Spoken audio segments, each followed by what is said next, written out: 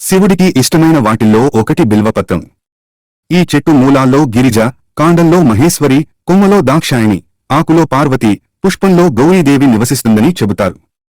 శ్రావణ మాసంలో శివునికి బిల్వపత్రం సమర్పించడం వలన విశేష ఫలితాలు లభిస్తాయని నమ్మకం. బిల్వపత్రం శివునికి ఎంతో ప్రీతిపాత్రమైనదిగా పరిగణిస్తారు. అందుకే బిల్వపాత్రలను శివుని పూజలో ఉపయోగిస్తారు. శివునికి బిల్వపత్రాలను సమర్పించే సమయంలో పాటించాల్సిన నియమాలను: బిల్వపత్రాన్ని ఎల్లప్పుడూ మృదువైన ఉపరితలం వైపు మాత్రమే శివునికి సమర్పించాలి. బిల్వపత్రాన్ని తెంపి ఎప్పుడూ శివునికి సమర్పించకూడదు. శివునికి 3 కంటే తక్కువ కాకుండా బిల్వపత్రాలను సమర్పించాలి. బిల్వపత్రాలను ఎల్లప్పుడూ 3, 5, 7 వంటి బేసి సంఖ్యలలో శివుడి పూజకు ఉపయోగించాలి. 3 ఆకులతో కూడిన బిల్వపత్రాలను త్రిమూర్తుల స్వరూపంగా, త్రిశూల రూపంగా పరిగణించబడుతుంది. బిల్వపత్రాలను ఎప్పుడూ మధ్యవేలు, ఉంగరపు వేలు, బొటన వేలితో పట్టుకుని శివునికి సమర్పించాలి. బిల్వపత్రాలు ఎప్పుడూ అపవిత్రం కావు. కనుక ఇప్పటికే శివుడికి సమర్పించిన బిల్వపత్రాలను కడిగి మళ్లీ శివయ్యకు సమర్పించవచ్చు.